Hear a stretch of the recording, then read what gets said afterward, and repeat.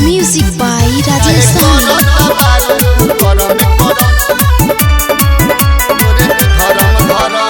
गरम रहेला सुन हमरो मिजाज रे घोड़ी देखाव तारी लागे ना लाज रे घोड़ी देखाव तारी लागे ना लाज रे गरम रहेला सुन हमरो मिजाज रे घोड़ी देखाव तारी लागे ना लाज होठ लाली लगावे लू चपए रानी होठी बटू हर नरम नरम काहे करत बारू करम करम लागे बाची ना रानी तोरे धरम धरम काहे करत बारू करम करम लागे बाची ना रानी तोरे धरम धरम काहे करत बारू करम करम काहे करत बारू करम करम तोरे धरम धरम काहे तू ऐसे बोलतानी राजा के बाती खोलतारू लगत देबू नकी कटवाई चोली के छोरी खोलतारू चोली के छोरी खोलतारू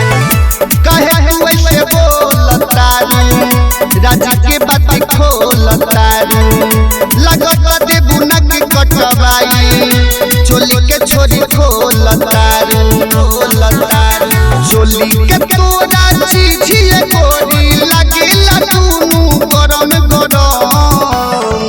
काहे करत बारी गरम गरम लागे बाची ना रानी तोरे धरम धरम काहे करत बारी गरम गरम लागे बाची ना रानी तोरे धरम धरम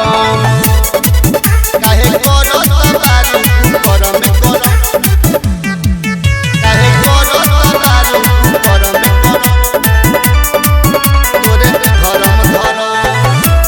राइटर विकास जी से काहे तू बोलबारू पट उमेश नरेश जी के बारू बहिया में सट बारू बहिया में सट राइटर विकास जी से